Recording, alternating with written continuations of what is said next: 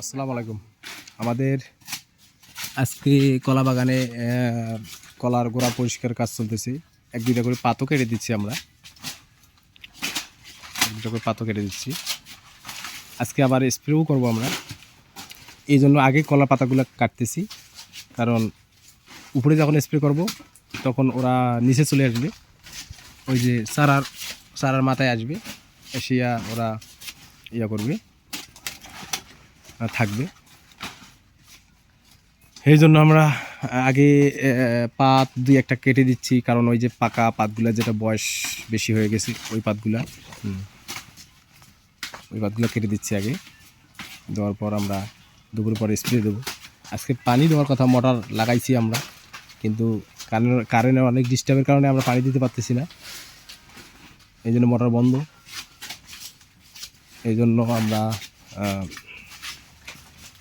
আগে চারাগুলো পরিষ্কার করতেছি, দু একটা করে পাত কেটে নিচ্ছি, এভাবেই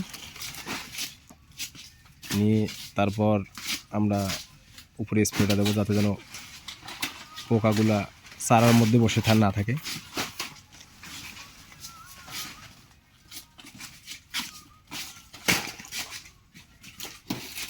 দুপুরের আগে আমরা কলার পাত এবং চারাগুলো পরিষ্কার করে নিচ্ছি।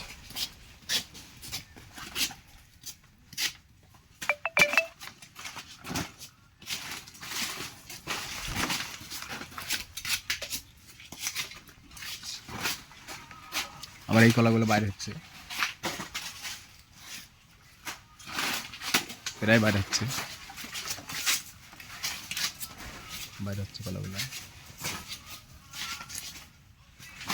কলাগুলো বাইরে হচ্ছে, অনেকগুলো বাইরে হয়ে গেছে অনেক দিন আগেই।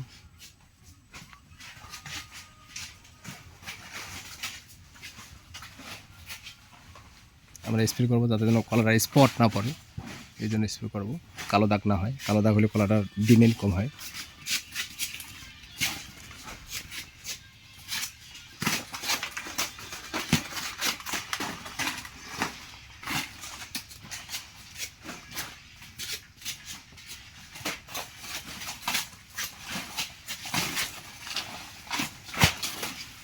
ওই পাটটা কাটি দাও তো, ওই যে কলাটা মুড়াটা আটকে আছে।